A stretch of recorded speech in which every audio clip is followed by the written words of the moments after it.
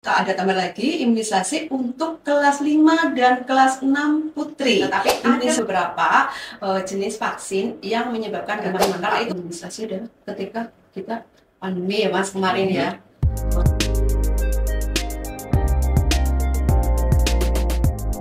Pendengar dan pemirsa RRI Purwokerto, kembali saya Yanuar Adi menemani Anda di podcast Tarik Mase seputar informasi Banyumas dan sekitarnya. Pada kesempatan kali ini kita akan membahas seputar imunisasi anak sekolah. Seperti yang kita tahu, program imunisasi ini merupakan komitmen dari pemerintah untuk memastikan kesehatan dari generasi muda bangsa Indonesia. Dan tentunya saya tidak sendirian, karena pada kesempatan hari ini sudah hadir bersama kita Ibu Nuning Mardiati. Beliau adalah staf surveillance dan imunisasi dari Dinas Kesehatan Kabupaten Banyumas. Apa kabar Ibu Nuning? Baik, alhamdulillah. Sehat ya Ibu. Baik Ibu, pada kesempatan kali ini kita akan berbicara seputar imunisasi Bu. Sebelumnya Bu, imunisasi apa saja sih yang biasanya diberikan kepada anak-anak di tingkat sekolah ini Bu? Baik, Mas Yanuar ya namanya. Mas Yanuar, imunisasi yang diberikan untuk anak sekolah atau kita biasanya menyebut bulan imunisasi anak sekolah atau BIAS itu diberikan untuk kelas 1, kelas 2, kelas 5, dan kelas 6. Imunisasi apa saja yang diberikan? Yang pertama imunisasi campak rubella. Ya, imunisasi campak rubella untuk kelas 1, kemudian juga difteri dan tetanus juga untuk kelas 1. Kemudian untuk kelas 2 dan kelas 5 akan mendapatkan imunisasi tetanus dan difteri. Nah, mulai tahun 2021 dan sampai sekarang itu tak ada tambah lagi imunisasi untuk kelas 5 dan kelas 6 putri. Imunisasi yang diberikan adalah HPV Human Papilloma Virus ya. Jadi ada imunisasi tambahan yang tahun lalu mulai diberikan untuk kelas 5 dan kelas 6 putri. Imunisasinya adalah HPV. Itu Mas. Iya, Human Papilloma Virus ya. Itu yang baru untuk remaja putri saja. Iya, betul. Iya, masih agak asing ini Bu. Ini yang tujuan dari imunisasi ini untuk mencegah penyakit apa Bu? Baik. HPV atau Human Papilloma Virus itu imunisasi yang diberikan untuk mencegah penyakit kanker serviks atau kanker leher rahim ya. Kenapa diberikan kepada perempuan saja, Mas Yanuar? Jangan iri, karena yang punya rahim itu hanya para wanita ya, perempuan. Jadi yang diberi imunisasi HPV itu adalah para wanita. Jadi kelas 5 dan kelas 6 yang usianya adalah sekitar 11-12 tahun. Demikian. Iya. Bahaya dari kanker serviks ini apa sih Bu?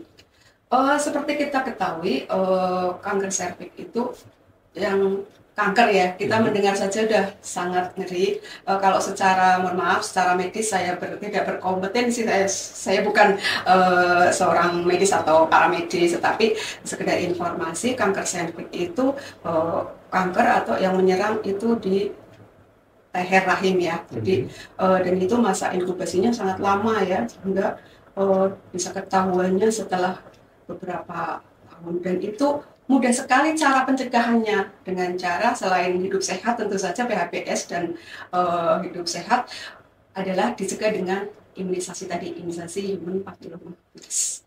Itu maksudnya. Baik Ibu, bulan imunisasi anak sekolah atau disingkat BIAS ini biasanya dilaksanakan kapan saja Bu, dan sejauh ini implementasinya di Banyumas seperti apa? Baik ya. Jadi program BIAS itu merupakan bagian dari program imunisasi nasional ya. Jadi program imunisasi nasional itu yang sasarannya adalah jadi imunisasi dasar untuk bayi, kemudian imunisasi lanjutan untuk balita atau anak-anak di bawah 2 tahun, kemudian untuk anak sekolah atau anak seusia sekolah dasar dan sederajat ya. Kemudian juga untuk wanita usia subur, itu sasaran yang menjadi sasaran program imunisasi nasional. Nah, untuk BIAS ini untuk anak sekolah itu dilaksanakan setiap tahun itu di bulan Agustus dan bulan November. Nah, untuk bulan Agustus ini yang diimunisasi adalah kelas 1. Jadi yang diberi imunisasi adalah kelas 1. Itu imunisasinya campak rubella atau MR. Kemudian yang kelas 5 dan kelas 6 putri itu diberi imunisasi HPV. Itu jadwalnya setiap bulan Agustus. Kemudian di bulan November nanti kelas 1 akan mendapat imunisasi lagi. Tadi mendapatkan campak rubella, kemudian nanti di bulan November akan mendapatkan imunisasi difteri tetanus ya. Kemudian yang kelas 2 dan kelas 5 juga demikian mendapatkan imunisasi tetanus difteri atau TD. Jadi sebetulnya sama vaksinnya DT dan TD ya. Kalau DT itu difteri tetanus, kalau TD tetanus difteri, hanya dibalik saja. Tetapi dibalik ini ada maknanya. Untuk yang DT itu, jadi komposisi vaksin difterinya itu untuk yang kelas 1 itu lebih banyak. Ya, jadi kenapa sama-sama difteri tetanus, tetapi kok namanya beda? Satunya difteri tetanus, satunya tetanus difteri. Ya, jadi seperti itu. Untuk yang kelas 2 dan kelas 5 di bulan November akan mendapatkan tetanus difteri. Jadi isinya sama untuk mencegah penyakit tetanus dan difteri. Seperti itu, Mas Yunus. Iya Bu, sejauh ini ada kendala tidak Bu dalam pelaksanaan imunisasi ini? Mungkin ada orang tua yang menolak anaknya diimunisasi atau hal-hal semacam itu tidak Bu? Kendala pasti ada ya Mas, dari tahun ke tahun selalu ada kendala ya. Jadi ketika kita melaksanakan imunisasi bias ini, yang kendala yang pertama adalah ada mungkin orang tua yang tidak mengizinkan anaknya untuk mendapatkan imunisasi. Jadi berbagai alasan yang dikemukakan oleh orang tua. Sebenarnya kalau anaknya itu mau ya, tetapi biasanya orang tua tidak mengizinkan.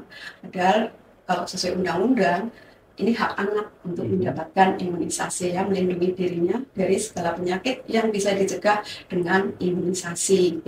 Jadi kendalanya itu tadi ada beberapa penolakan dari orang tua siswa, seperti itu Mas. Tadi macam-macam ya alasannya, ada yang karena keyakinan, ada yang karena khawatir atau takut Ada yang menjadi percaya sakit, mitos. ada yang mitos, dan memang dalam program imunisasi itu banyak sekali hoax ya. Jadi ketika ada program pasti di situ hoaxnya juga sangat banyak seperti itu, yang notabene itu akan menakutkan para orang tua untuk memberikan imunisasi kepada anaknya, seperti itu. Baik Ibu, bias ini kan menarget anak sekolah ya Bu ya.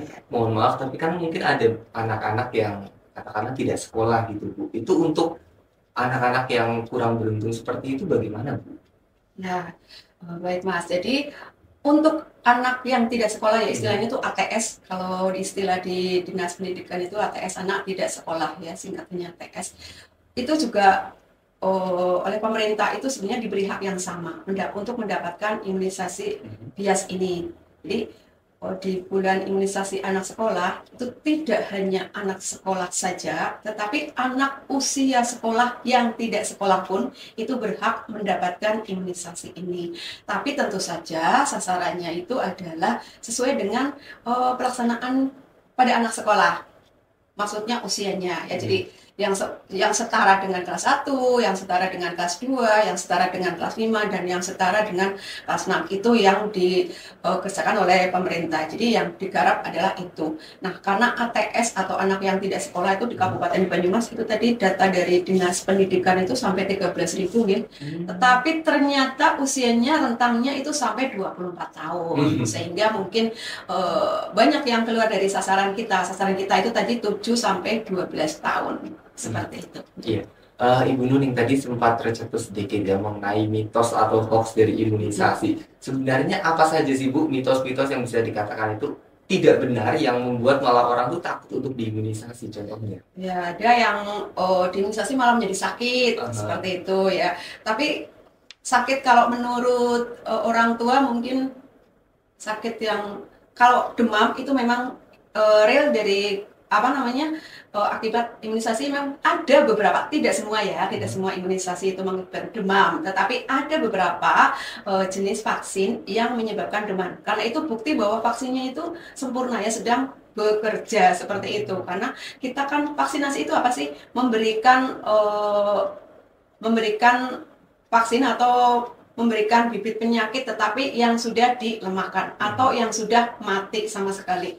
Jadi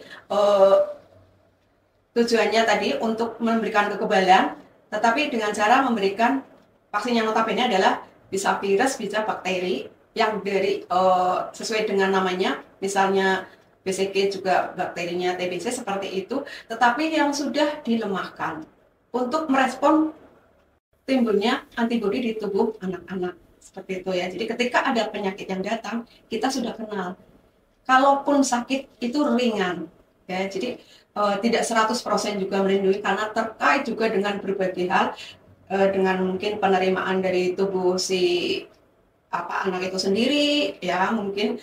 Jadi kalau anak yang sedang tidak fit pun dalam menerima vaksinasi itu tidak sempurna. Iya. Jadi timbulnya kekebalan pun tidak sempurna. Kemudian juga terkait dengan kualitas vaksin. Kualitas vaksin kalau kita itu ada SOP-nya ya atau standar operasional bagaimana merawat vaksin atau mengelola vaksin yang baik, karena vaksin itu juga punya masa hidup di kondisi tertentu. Jadi dia survive pada suhu, misalnya vaksin A itu di suhu 2-8, vaksin A itu yang B itu harus di suhu dingin. Nah, jika dalam pengelolaannya itu mungkin dalam pembawaannya, mungkin pada saat penyimpanan tidak bagus, itu juga mempengaruhi jadi kualitas imunisasi itu sendiri. Tetapi di Kabupaten Banyumas, terutama di Puskesmas Banyumas, kami sudah sangat mengajarkan untuk ini tadi ya, jadi potensi vaksin tetap terjaga. Itu seperti apa menjaga potensi vaksin sehingga ketika diberikan kepada masyarakat, kepada sasaran itu tetap memberikan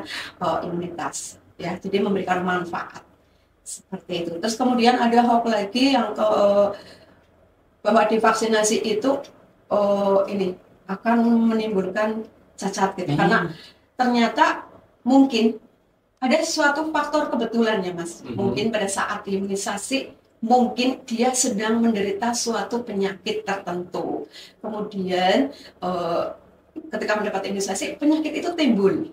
Ya, setelah timbul itu menjadi sakit. Padahal itu bukan karena vaksinnya, tetapi karena dia memang sedang dalam masa inkubasi suatu penyakit tertentu. Sehingga itulah yang dituduh sebagai penyebabnya adalah karena diimunisasi. Sudah ada bawaannya ya. Sudah. Jadi sedang ada proses sakit tetapi kemudian diimunisasi. Nah, itu pentingnya mungkin kita memang harus jujur orang tua ya, bahwa anaknya sedang sehat atau tidak gitu kan. Sakit itu ada gejalanya ya Mas ya. Misalnya sedang batuk pilek atau demam, ya sampaikan aja kepada petugas. Nanti juga petugas akan screening atau akan memeriksa dengan apakah ini laik diimunisasi atau tidak, itu ada screeningnya. Jadi tidak ujuk-ujuk langsung disuntik, itu juga tidak, karena aturannya seperti itu. Kita harus diperiksa dulu apakah benar-benar ini diimunisasi dalam keadaan sehat. Itu terkait dengan ketakutan ya, itu ketakutan yang terkait dengan menjadi sakit. Kemudian ada yang juga alasannya agama. Alasannya agama juga seperti itu, bahwa vaksin ini beginilah, vaksin ini tidak halal dan lain sebagainya. Tetapi kita sudah ada juga fakta dari MUI ya, fakta dari MUI bahwa imunisasi itu ada beberapa vaksin itu sebenarnya halal untuk diberikan kepada sasaran. Mungkin ada ketika dalam pembuatannya itu mungkin bersinggungan dengan tadi yang dikhawatirkan oleh masyarakat, tetapi tidak semua vaksin, dan vaksin insya Allah yang kita gunakan itu tidak seperti itu. Itu yang menjadi keyakinan orang tua seperti itu. Ada sebagian seperti itu. Kemudian ada lagi Mas, anak saya tidak imunisasi juga tidak apa-apa. Ya iya, karena apa? Seperti kita tahu imunisasi itu adalah untuk menimbulkan kekebalan. Nah, apabila pada suatu komunitas semua warga atau semua masyarakat sudah mendapatkan imunisasi secara lengkap, itu di situ akan menumbuhkan kekebalan komunitas, atau kita istilahnya biasanya herd immunity ya. Jadi kekebalan komunitas. Jadi ketika ada suatu penyakit akan ditangkal oleh komunitas itu. Jadi kalau ada 1-2 yang tidak, ya iya, mungkin dia tidak sakit. Tetapi ketika dia beralih ke suatu wilayah yang di situ ada penyakit dan dia sendiri, pasti dia akan terkena ya. Mungkin pelajaran yang sangat berarti manfaat imunisasi adalah ketika kita pandemi ya Mas kemarin ya. Mas Jeno imunisasi enggak? Vaksin? Iya dapat 3 kali. 3 kali ya, belum 4 ya? Belum. Ya itu harus dipost lagi nih. Jadi itu bukti atau fakta yang tidak bisa kita pungkiri ya, bahwa vaksinasi itu sangat-sangat bermanfaat bagi kita. Ingat tahun 2021 puncaknya pandemi COVID-19, semua bertumbangan. kasusnya tinggi, kematian tinggi, rumah sakit penuh. Karena apa? Karena saat itu kita belum ada vaksinasi COVID-19. Tapi lihat sekarang, setelah hampir semuanya sudah, walaupun hanya 1 kali 2 kali, bahkan mungkin ya ada 1-2 yang tidak ya, itu karena itu tadi sudah ada kekebalan komunitas sehingga ada kasusnya, tetap ada kasus, tetapi itu tidak berbahaya, tidak seberbahaya ketika kita belum mendapatkan vaksinasi. Ya seperti itu. Jadi konsepnya imunisasi itu kenapa sih ditarget harus 95%? Misalnya seperti itu. Ya karena tadi harus terbentuk kekebalan komunitas untuk menangkal sebuah penyakit. Seperti itu. Ya. Baik, Ibu Nuning, satu lagi Bu, mungkin ada pesan atau harapan yang bisa disampaikan kepada masyarakat Bu terkait dengan imunisasi untuk anak sekolah ini. Baik ya, untuk anak sekolah, mohon kepada para orang tua, mohon anak-anaknya dilengkapilah imunisasinya. Ya, jadi imunisasi itu sangat bermanfaat sekali untuk menjaga anak-anak dari penyakit-penyakit yang bisa dicegah dengan imunisasi. Jadi mengapa harus sampai sakit kalau bisa dicegah? Jadi mencegah itu lebih murah, ya, lebih murah dibandingkan apabila anak kita sampai terjadi sakit. Biayanya itu 16 kali lebih banyak menurut penelitian, lebih besar ya.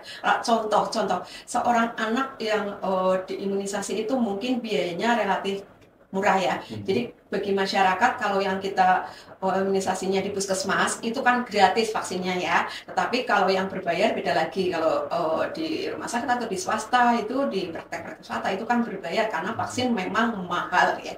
Tetapi untuk yang di puskesmas itu kita disubsidi oleh pemerintah. Jadi tolong dimanfaatkan ya orang tua, daripada berbayar itu mahal, itu monggo aktif berpartisipasi. Ini demi kesehatan putra-putri Bapak Ibu ya. Jadi seyogyanya semua anak-anak itu mendapatkan imunisasi secara lengkap karena sudah terbukti imunisasi melindungi anak-anak dari penyakit-penyakit yang bisa dicegah dengan imunisasi. Ayo semua orang tua, mari kita lengkapi imunisasi anak-anak kita sesuai dengan jadwalnya. Terima kasih Mas. Ya baik, matur nuwun sangat Ibu Nuning atas kehadirannya di podcast Tarik Masih hari ini, dan ditunggu untuk kehadirannya lain waktu nih Ibu. Baik, terima kasih Mas. Baik pendengar dan pemirsa RRI Purwokerto, itu dia kebersamaan kita pada podcast Tarik Masih seputar informasi Banyumas dan sekitarnya. Nantikan untuk podcast-podcast yang akan datang. Saya Yanuar Adi pamit. Wassalamualaikum warahmatullahi wabarakatuh.